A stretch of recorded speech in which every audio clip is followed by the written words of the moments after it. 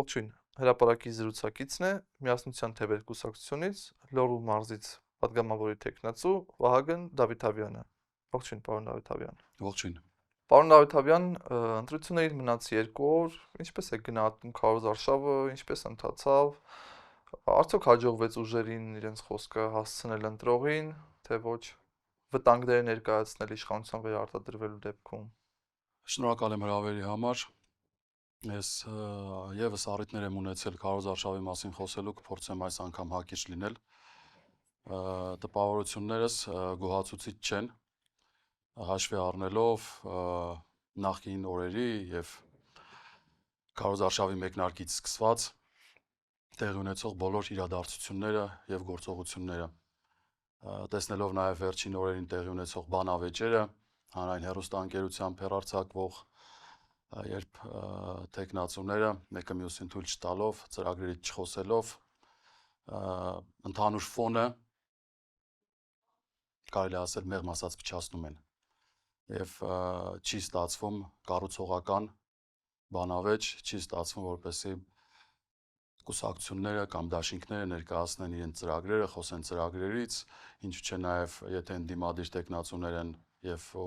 ընդդիմադիր ուժի ներկայացուցիչներ քննադատ են իշխող կառավարությանը, քանի որ երբեմն իշխող ուժի ներկայացուցիչները այնպիսի ձայնային տոնայնությամբ են միանում այդ բանավեճերին եւ այնպիսի խոսույթներով ուղղակի պարկեշտ մարդիկ հնարավորություն չեն ունենում իրենց խոսքը արտահայտել եւ դա ցավալ է, բայց այդպես է։ Միգուցե գա մի օր, որ Հայաստանում ընտրությունները այլ ընթացք ունենան եւ նախընտրական քարոզչական այդ process-ները եւս այլ ընթացք ունենան։ Տեսեք, պարոն Դավիթավյան, վերջին շրջանում շատ է խոսվում այս անցողիկ շեմա հաղթահարել չհաղթահարելու խնդրի վտանգների մասին։ Ըստ ձեզ, որ ուժերը հնարավորություն ունեն ռեալ հաղթահարելու անցողիկ շեմը։ Որպեսզի գովազ չհնչի, ոչ մի ուժի անուն ես չեմ հնչեցնի, ես կարող եմ խոսել մեր անունից, վերջի։ Իսկ քանիստ են ըստ ձեզ այդ ուժերը, առանց անուններ։ Իմ համոզմամբ 4-ից 5 ուժ անցնում է խորհրդարան։ Եվ միասնության թևերը շատ վաղուց հաղթահարել է անցողիկ շեմը, մեր պայքարը հիմա այլ տրամաբանության մեջ է։ Իսկ ինչպես է գնահատում արտաքին ազդեցությունը, միջամտությունը այս մեր նախընտրական process-ների վրա, ինչ որ Թրամփի հայտարարություն, այս գագաթաժողով վերջերս եղած եվրոպական քաղաքական համայնքի ԵԱՏՄ-ից դուրս գալու մասին այս խոսույթը, հա, իշխանությունների։ Ցանկացած արտաքին միջամտություն դա դատապարտել է։ Սա միմիայն Հայաստանի Հանրապետության քաղաքացու որոշելունն է։ Հայաստանի Հանրապետության քաղաքացին պետք է հունիսի 7-ին որոշի իր ապագան, Հայաստանի տեսլականը, Հայաստանի լինել չլինելու հարցը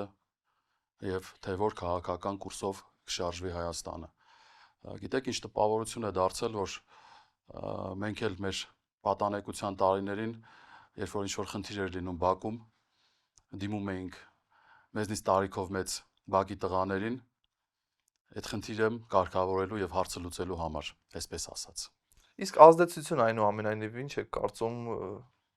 որոշակի քանակի ընտրողների վրա ունեցան, հա, այս վերջին իրադարձությունները։ Այդ նույն գագաթաժողով, ինչ որ Թրամփի հայտարարություններ, այցեր, հա, ամերիկյան պաշտոնյաների։ Եվրոպական քաղաքական համայնքի գագաթնաժողովը, հետագայում բարձրաստիճան պաշտոնյաների այցը ԱՄՆ-ից, ինչու՞ չէ նաև հայտարարությունները դրսից, կարծում եմ որոշակի ազդեցություն ունեցել են, բայց մեր հանդիպումները ազգաբնակչության հետ, մեր ժողովրդի հետ ցույց են տալիս, որ մեր ժողովուրդը ամեն ինչ լավ հասկանում ու տեսնում է եւ իր խոսքը կասի։ Պարոն Դավիթավյան, տեսեք, բոլոր ուժերը հստակ ասում են, որ գնում են հաղթանակի, ունեն մեծ շանսեր, այնուամենայնիվ ամենատարբեր սցենարներ կարող են լինել, հա։ Հետընտրական զարգացումների տարբեր հավանական սցենարներով պատրաստ եք, եթե ինչ-որ գործընթացներ լինեն, ծավալվեն, միանալու եք ընդդիմությանը, թե ոչ։ Կախված ընտրությունների արդյունքներից, կարծում եմ այդ մասին մենք պետք է խոսենք հունիսի 8-ին։ Մեր նպատակը իշխանափոխություն անելն է։ Այսինքն ցանկացած ընդդիմադիր ուժի նպատակը միմիայն կարող է լինել դա, քանի որ այն ինչ տեղի ունենում այսօր Հայաստանի Հանրապետությունում, ես համոզված եմ մեր ժողովրդի ստվար զանգվածին դուր չի գալիս եւ չի գոհացնում։ Շատ լավ, տեսեք, այս նախընտրական շրջանում, հա, ձեր ուժի առաջնորդը, պարոն Թաթոյանը, մի քանի առանցքային հայտարարություններ է արել, հա, մեծ ասուլիս ունեցավ, որտեղ Թշնամու զորքերի առաջխաղացման մասին բարձրաձայնվեց, պես 300,000 ադրբեջանցիների այսպես կոչված վերադարձի հետ կապված ու մի շարք այլ տարբեր բաներ։ Ինչ եք կարծում, ինչքանով ընտրողին կարողացաք իրազեկել, վտանգների մասին ներկայացնել, ազդեցություն կունենա, չի ունենա։ Կարծում եմ ազդեցություն կունենա։ Համար մեկ խնդիրը այսօր մեր երկրում անվտանգային խնդիրներն են։ Եվ ցուցադրական զորահանդեսներ անելը, փորձել հանրությանը կերակրել շոուներով, կարծում եմ այդ ժամանակը անցել է եւ չի ստացվելու։ Նույն Նիկոլ Փաշինյանը, եթե չեմ սխալվում, երեկ էր, որ հայտարարել է 300,000 ադրբեջանցիների թեզը բերելով օրակարգ, դուք փակում եք արցախցիների վերադարձի իրավունքը։ Հարց է առաջանում։ Միգուցե դուք եք այդ թեզը բերել, որ այսօր պատճառաբանություն ներկայացնեք, թե արցախցիների վերադարձի իրավունքը փակվում է։ Չի փակվում, կան միջազգային ատյաններ, կան որոշումներ եւ կան մարդու իրավունքներ։ Իսկ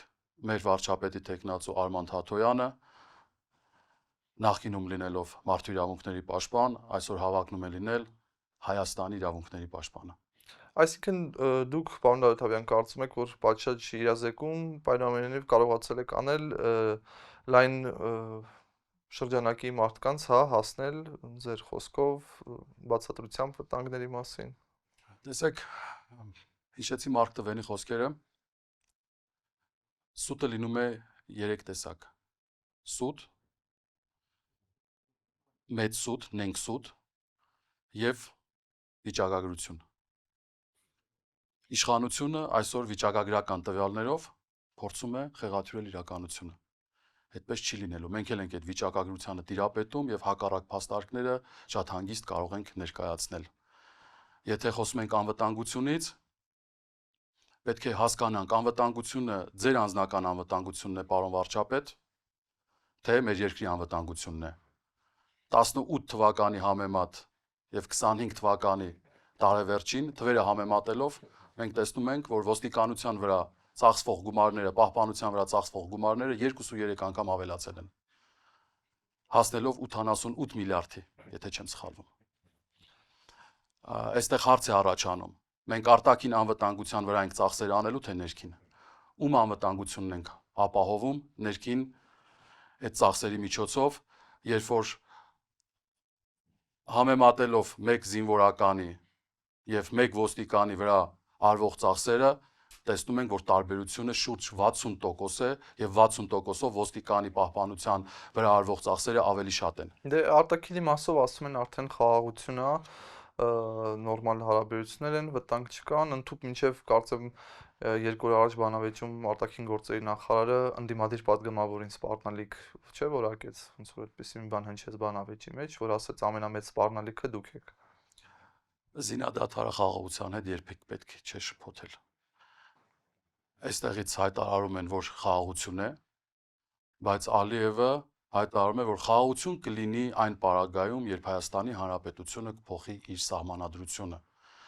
Հստակ է, չէ, որ Ալիևը միշտ հստակ է խոսել, կոշտ է խոսել, քանի որ ինքը կարողանում է կոշտ խոսել այս իշխանության հետ։ Պայման է առաջադրված։ Եթե կա պայման, նշանակում է դա իրողություն չէ։ Հետևաբար մենք լուրջ անելիքներ ունենք մեր անվտանգային համակարգը Շատ լավ շտկելու համար։ Վերջին օրերին ականատես ենք լինում, պարոն Դավթյան, խայտառակ իրողությունների, հա, մինչև ընդդիմադիրների ծեծ ու ջարդի քարոզ արշավի շրջանակում ձերբակալություններ, բերման ենթարկումներ, կալանքներ են տալիս ընդդիմադիրներին։ Այս պայմաններում ընտրությունները որքանով են լեգիտիմ, արդյոք չեն կորցնում իրենց լեգիտիմությունը, արդյոք կեղծում չի ընտրությունների արդեն դեռ բուն այդ ընտրական օրը չսկսած։ Միգուցե այդ ամեն ինչը արվում է հետագայում շահարկման փաստեր ունենալու համար։ Եվ արդյոք ում է ձեռնատու այս իրավիճակը։ Արդյոք Ինչ Վարչապետին։ շահարկելու ներողություն կբացեք։ Ասեմ, արդյոք վարչապետին չեն զեկուցում սոցիոլոգիական հարցումների արդյունքները։ Արդյոք իրենց ներքին հարցումները չունեն։ Մենք շփվելով մեր ժողովրդի հետ հասկանում ենք, որ եկել է ժամանակը։ Եվ պարոն վարչապետը, եթե փոքր-ինչ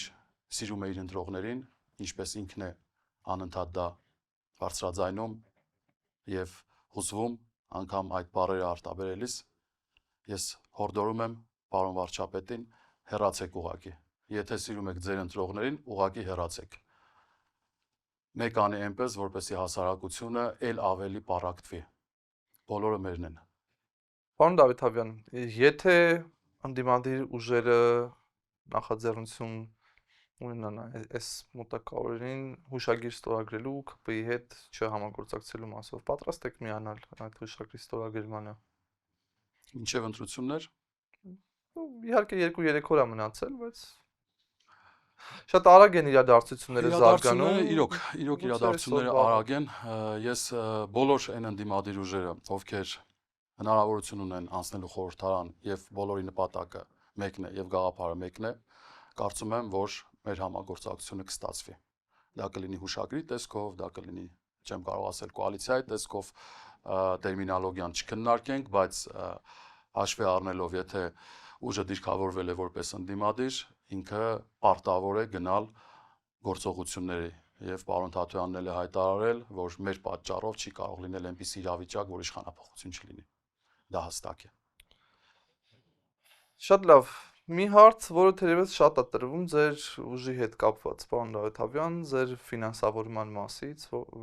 մասին, որտեղից է ֆինանսավորումը ձեր ուժի ընտրվելու դեպքում արտաքին քաղաքականության մասով, վեկտորի փոփոխություն, դեպի ուր եք գնալու, ուր եք մնալու, եթե ինչ որ տեղում ենք մենք հիմա։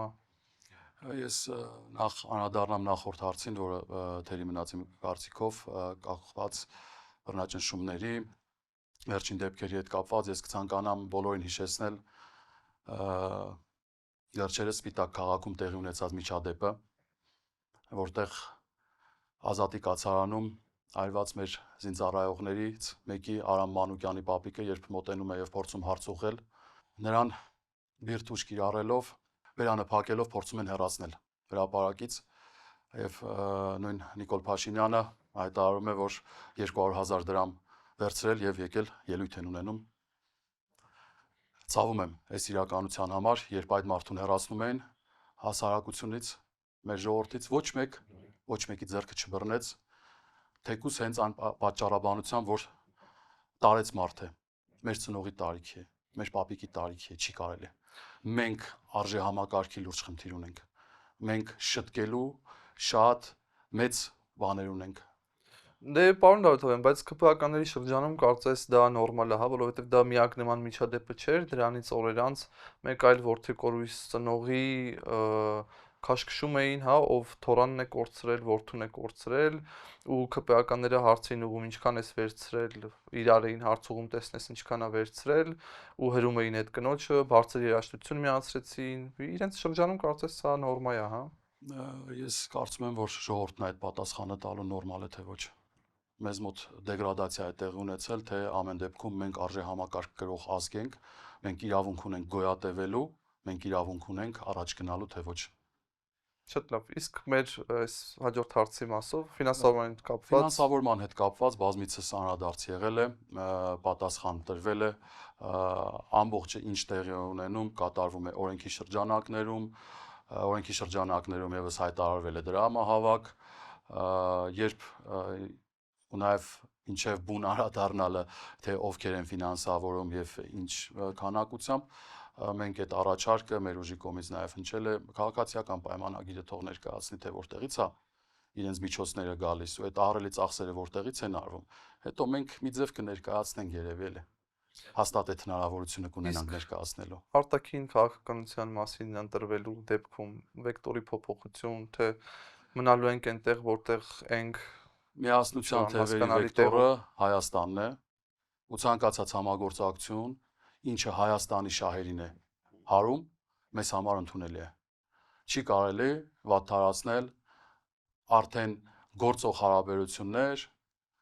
փորձեք զարգացնել այդ հարաբերությունները, սա նաև կոչ է բոլորին, մեր տեսակետը ցանկացած տեղ առաջ տանել Հայաստանի Հանրապետության շահը եւ մեր գործողությունները լինելու են բնականաբար ի նպաստ մեր երկրի, մեր ազգի, մեր ժողովրդի։ Իսկ Վանաձորցին, պարոն Դավիթ-Ավյան, ում է ընտրելու Վանաձորցին, ինչպիսին են ձեր շանսերը Վանաձորում, անցողիկ ուժերը, որոնք կլինեն Վանաձորում, ինչ եք կարծում։ Ես նորից կհրաժարվեմ անուններ հնչեցնելուց, բայց Վանաձորցին մեզ շատ լավ է ընդունել, հաշվի առնելով եւ պարոն Թաթոյանի անցած ուղին, հաշվի առնելով եւ մեր թիմի տղաների անցած ուղին, ես կարծում եմ, որ հունիսի 8-ին մենք ունենալու ենք հետաքրքիր պատկեր։ Եվ նորից խոսելով վիճակագրությունից, չի կարելի մարդկանց շփոթության մեջ մտցնել թվերով, խոսել հնայի 5.4% աճից, տարին սկսել ահռելի դեֆիցիտով շուրջ 18%, եւ մոռացության մատնել օրինակ մեր Շիրակի եւ Տավուշի մարզերը, որտեղ 40% աղքատություն է տիրում միայն Տավուշի մարզում, իսկ 43% աղքատություն Շիրակի մարզում։ Այդ ինչ տնտեսական աճ ենք ունենում, որ մեր մարզերը եւ սահմանամերձ մարզերը այդ վիճակում են։ Այդ ինչ տնտեսական աճի մասին է խոսքը, երբ մեր սահմանամերձ գյուղերը դատարկվում են ու մատուցվող այդ սոցիալական ծրագրերը ոչնչով չեն թոթափում մեր սահմանամերձ գյուղի բնակչի լուծը ու այդ բեռը։ Ներկայացնում ենք վիճակագրական տվյալներ, պարոն Փաշինյանը Իջևանից է, չէ՞ սերում։ Տավուշի մարզից է սերում։ Լավ, բա այդ մարդը գոնե իր ծննդավայրի համար այս տարիների ընթացքում ոչինչ չցանկացավ անել։ Մարդ երբ որ իր տունը չի պահում, հայրենիքն էլ չի պահի։ Շատ լավ, դուք մասամբ պատասխանեցիք պարոն Դավիթ-Ավյանի հաջորդ հարցին, որով էլ ցանկանում էի ամփոփել զրույցը, բայց այնուամենայնիվ, ինչ կանխատեսումներ ունեք, ամսի 8-ին ինչպիսի Հայաստանում է արթնանալու հայը։ Հայը հունիսի 8-ին արթնանալու է ավելի արդար Հայաստանում։ Միասնության թևերը բերելու է արդարություն, արդարություն բոլոր ոլորտներում, արդարություն սահմանամերձ գյուղում, որպեսզի բազմազավակ ընտանիքը վարձով չբնակվի, որպեսզի գյուղացին կարճած մնա իր հողից եւ պահի սահմանները։ Արդարությունը բերելու ենք, որ աշխատատեղեր լինեն։ Արդարությունը բերելու ենք, որ անիմաստ չօպտիմալացվեն դպրոցները եւ գյուղերը չդատարկվեն։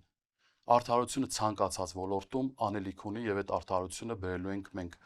Սիրելի հայրենակիցներ,